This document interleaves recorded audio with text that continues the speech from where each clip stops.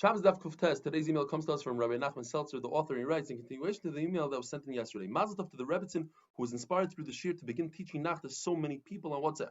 May she continue to spread Torah within Klal Yisrael, etc. I just want to point out to all the people listening to this shir that just as she grew inspired from what is happening here and used it to come up with her own way of being Mechazik Klal Yisrael, so too every person in the shir can and should do the same to find their own way to spread Torah in any and every way possible. Shkoyach Rabbi Nachman Seltzer.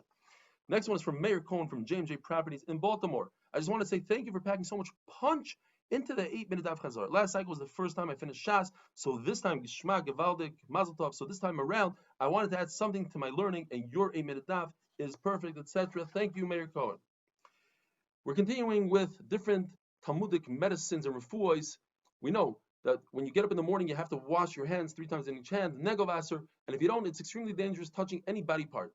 Touch your eyes, it can cause blindness, ears, deafness, mouth and nose, bad smell, bloodletting wound is dangerous. Touching the bris, Rashi says, is a problem with keri. Touching piyat habaz, going to the bathroom, doilim, touching is a problem with cleanliness. Touching a barrel is a problem for anybody that would drink the beer afterwards. This spirit is free to do as it wants, and it's very makbid that you should wash your hands 3 times. To reverse some of the damage, you can put something on your eyes called puch. It's like a mascara, and it reverses damage, it stops tears, and it increases the growth of the eyelids. Allen, which is coriander, doesn't work on Shabbos. Rav Yosef, who was blind, said it doesn't really work for blindness, and therefore you're allowed to eat this on Shabbos.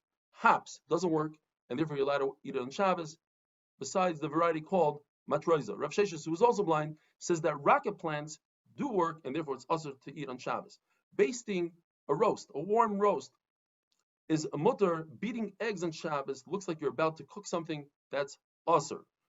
The Gemara says that the Zeiri's wife basted a roast for Chia Barashi. Rav Nisim Goin points out that at that point they were actually married, and he refused to eat it. And she says, "But your Rebbe Zeiri would eat basting that I did on Shabbos." The Gemara explains why Zeiri ate it, because it doesn't accomplish much. Just like pouring clear wine through a strainer on Shabbos is mutter, because you're not accomplishing anything, so too basting a roast, which is edible without the basting doesn't create anything, mele it's mutter.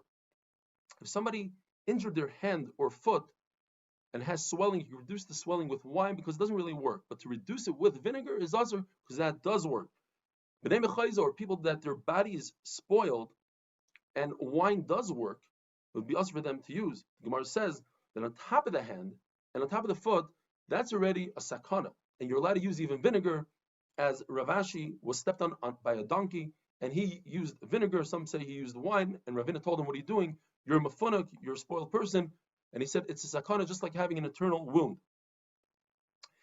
Any body of water, a lake, an ocean, is mutter to bathe in on Shabbos, unless you have 2 conditions combined which make them usher.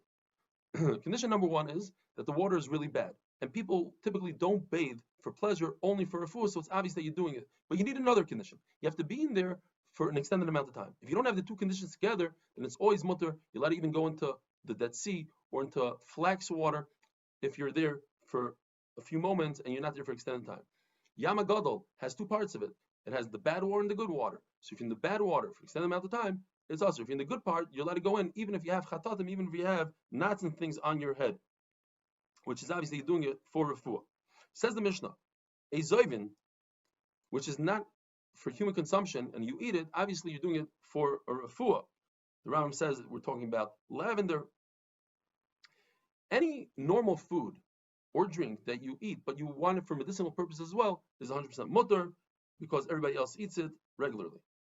May dekel, the water of dekel, we're going to have more of it tomorrow, and a wine that has roots in it, since it's very tough stuff, it's very sharp, people don't drink it unless for refuah, and therefore it's usher to drink. If you're a healthy person and you drink it because you're thirsty, then it's mutter. To anoint yourself with oil that has roots, excuse me, is mutter. When the Torah says Ezoiv, Rav says it meant Bar Hemeg, Ula says it's referring to white sage. Rav Pavi says it's Shumshuk, known as marjoram. And it makes sense that it's this marjoram because it has 3 stems and each stem has 3 leaves, and that fits right in to what the Gemara describes. Ezoivim, people eat because they have intestinal worms, and it's good to take it with 7 black dates. It comes from eating flour that's over 40 days old. Penny royal, which is known as yoyezer, you're allowed to drink it. People drink it to heal liver worms. But it's good to eat it with 7 white dates, not black dates like we had before. And why do people get these worms? It comes from eating raw meat on coals or fatty meat. This is all on empty stomach. Ox meat, nuts on empty stomach, fenugreek stems on empty stomach, and people wash down with water. It's very dangerous.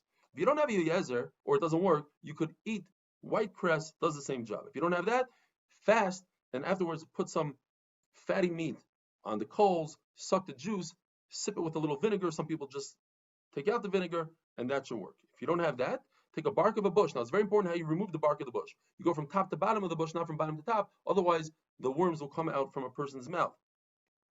You take this bark, you cook it up with beer, only during Ben Hashmashos, and you relieve yourself on the bark of the bush, and that helps. Why do people drink abuvra? They drink it because if they drink mayim megulim, things that were uncovered overnight, we're concerned that the snake injected poison into the megulim, like the Gemara in Avodah Zarah. The medicine is abuvra. If you don't have abuvra, you make a concoction of 5 roses, 5 cups of beer, you cook it until you have a revis. The mother of Chadvei Barami reduced the recipe to 1 rose, 1 beer, and she gave it to a person. She took the coals out of the oven while the oven was still somewhat hot. She put him into the oven. She had him sit on a brick so he doesn't burn himself, and he started vomiting like a green leaf. Or you drink a revis of goat milk, a white goat. Rav Huna Bar Yehuda says you take a very sweet esrog, you carve out a little bit, you put honey in it, you cook it over coals, and then you eat it. Urine, merigline, that's 40 days old, has medicinal powers to it. A very small cup worth is good for a hornet's bite. A revius lug is good for a scorpion bite. A half a lug is good for if a person drinks megulim. An entire lug is good for witchcraft. Rabbi Yochanan says anigroin, which is beet juice with water, and avanger and teriyaki are great for people who drink megulim. If a person swallows a snake, the best way to relieve that and get the snake out is to eat hops and to run 3 mil. The Gemara tells a story of Shimi. He saw somebody swallow a snake, so he pretended that he was a horseman, ran after him and said, listen, you must run 3 mil. He forced the guy to run 3 mil, gave him hops, and the guy indeed threw up the snake in pieces. Some people say it was Rav Shimi himself who ate the snake, and Eliyahu Navi pretended that he was a horseman. The reason why this works is because it heats up the body, and the fear, together with the hops, kills the snake, and the snake comes up. Have a wonderful day.